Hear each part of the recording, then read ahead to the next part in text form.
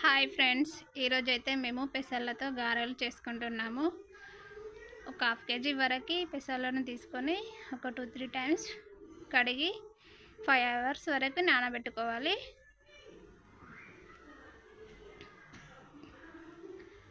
పెసర్లు బాగా నానిన తర్వాత ఇలా రంధ్రాల గిన్నెలో వేసుకోవాలి. వాటర్ పోయే వరకు ఉంచుకోవాలి. పెసరపప్పు గారెల కన్నా పెసర్లతో చేస్తే చాలా టేస్టీగా ఉంటాయి. మేమైతే రెగ్యులర్గా ఏ పండుగకైనా ఈ పెసర్లతోనే చేసుకుంటాము. ఇలా వాటర్ మొత్తం వెళ్ళినాక మిక్సీ జార్లో కొన్ని వేసుకొని మిక్సీ పట్టుకోవాలి. మిక్సీ పట్టేటప్పుడు బాగా మెత్తగా కాకుండా కొంచెం బరకగా పట్టుకోవాలి.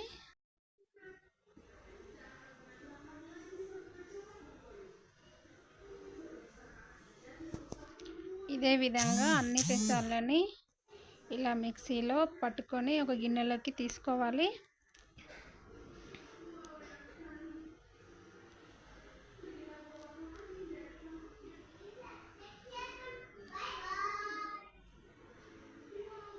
తర్వాత అదే గిన్నెలోకి ఒక 10 పచ్చిమిర్చి, 7-8 వెల్లుల్లి రెబ్బలు, ఒక పెద్ద ఆనియన్ కట్ చేసుకొని అందులో వేసుకోవాలి.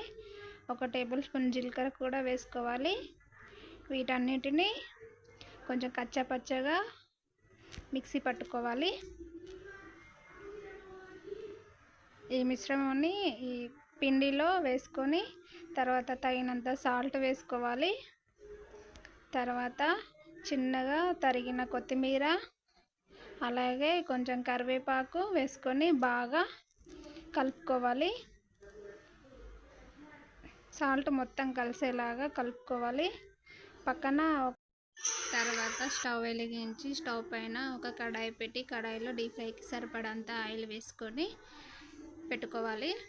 తర్వాత ఒక క్లాత్ పైన చిన్నగా ఇలా గారెల్లాగా చేసుకొని మధ్యలో రంధ్రం చేసుకొని ఉంచుకోవాలి. ఈ విధంగా అన్నీ ఇలా చేసుకొని ఉంచుకోవాలి. తర్వాత ఆయిల్ హీట్ అయినాక ఒక్కొక్కటి అందులో ఆయిల్లో వేసుకోవాలి. గారెలు ఇలా పైకి తేలినాకనే రెండో వైపు కాల్చుకోవాలి.